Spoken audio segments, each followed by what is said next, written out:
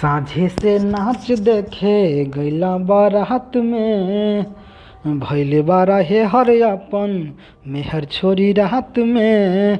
हाँ हाँ, साझे से नाच देखे गैला बारात में, भैले बारा हे हर अपन मेहर छोरी रात में।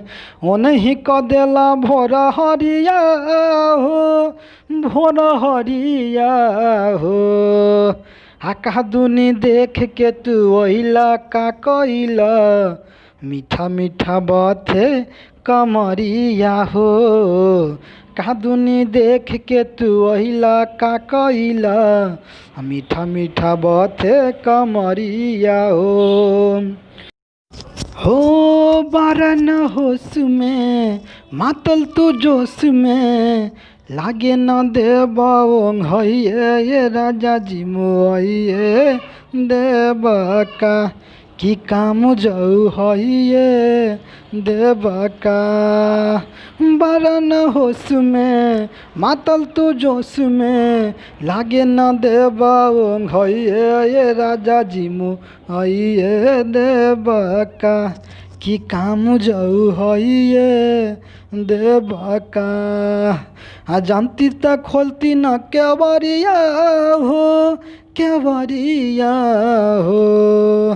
कादनी देख के तू ओइला का कइला, मीठा मीठा बाते कमरिया हो।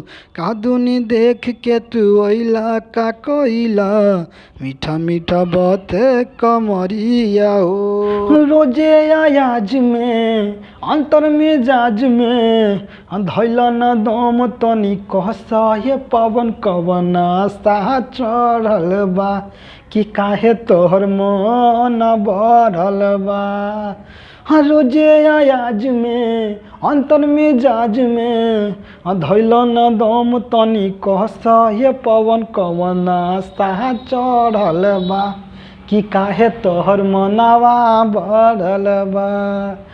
अरुण बिहारी लस लसरिया में, हाँ हाँ सरिया में। कादुनी देख के तू ओइला का कइला, मीठा मीठा बाते कमरिया में।